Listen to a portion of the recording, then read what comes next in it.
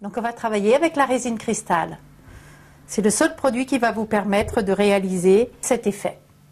Le plateau est peint, sec. À présent, on va travailler avec la résine. Je prends quelques éléments pour mettre au fond. Et à présent, on va préparer la résine. Première opération, j'enfile les gants pour protéger mes mains. Je prends le durcisseur. Il a un bouchon de sécurité, donc je l'ouvre en exerçant une pression. Ensuite, je prends une dosette et je mets une dose de durcisseur et je devrais mettre 2 doses de résine. Je vais remplir une dose de durcisseur que je verse dans mon pot. Ensuite, je referme mon durcisseur. Voilà. Et je vais utiliser la résine. Et là, je vais faire 2 doses de résine. Première dose. Et voilà.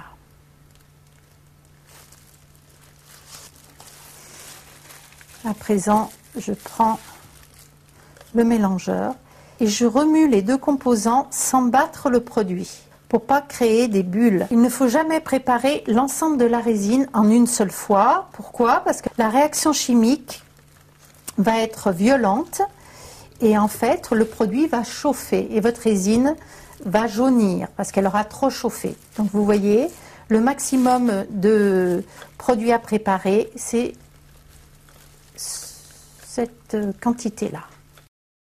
Le produit n'est pas totalement transparent. Lorsqu'il sera bien mélangé, il deviendra transparent. La résine est très transparente, on dirait de l'eau. Donc là, à présent, je vais pouvoir la mettre dans mon plateau.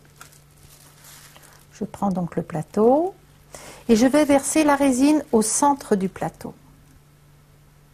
Voilà. Pourquoi au centre?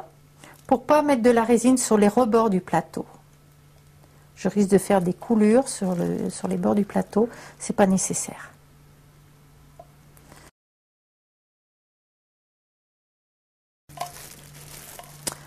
Là, j'ai plus besoin des gants, donc je peux les retirer. Et là, je vais faire circuler ma résine pour qu'il y en ait bien de partout.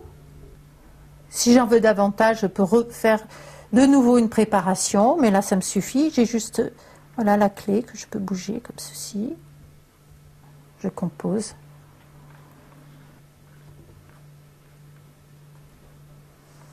Faites attention de ne pas mettre d'éléments poreux dans la résine, sinon vous aurez des micro-bulles. Donc à présent, on va attendre 12 heures de séchage en le protégeant avec un carton ou avec un film plastique comme ceci. Il ne faut pas que ça touche la résine bien sûr, mais ça va protéger la résine de toutes les poussières environnantes qui pourraient se déposer lors du séchage.